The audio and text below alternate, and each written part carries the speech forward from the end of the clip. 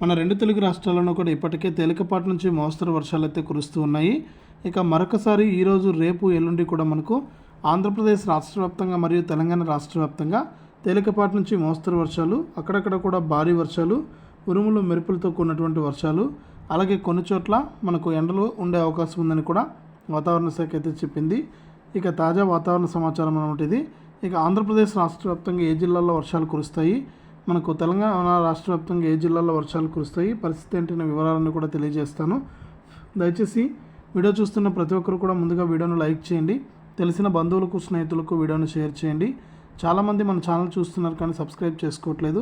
దయచేసి ప్రతి ఒక్కరు కూడా సబ్స్క్రైబ్ చేసుకుని పక్కనే వచ్చి గంట పైన నొక్కి మళ్ళీ వచ్చి ఆలనే గంట పైన నొక్కి ప్రతి వీడియోను కూడా మీరు అందరికంటే ముందుగానే తెలుసుకోండి.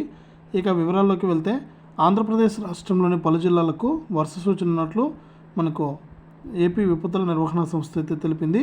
ముఖ్యంగా శ్రీకాకుళం, విజయనగరం, మన్యం, అల్లూరి, విశాఖ, అనకాపల్లి, కాకినాడ, కోనసీమ, ఉభయ గోదావరి జిల్లాలు, ఏలూరు, కృష్ణా జిల్లాల్లో అక్కడక్కడ కూడా పిడుగులతో కూడినటువంటి తేలికపాటి నుంచి మోస్తరు వర్షాలు కురుస్తాయని పేర్కొంది. ఇక రాయలసీమ జిల్లాలో కూడా మనకు అక్కడక్కడ కూడా తేలికపాటి నుంచి మోస్తరు వర్షాలు కురిసే అవకాశం ఉందని వాతావరణ శాఖ అయితే కీలక ప్రకటన అయితే జారీ చేసిందనమాట.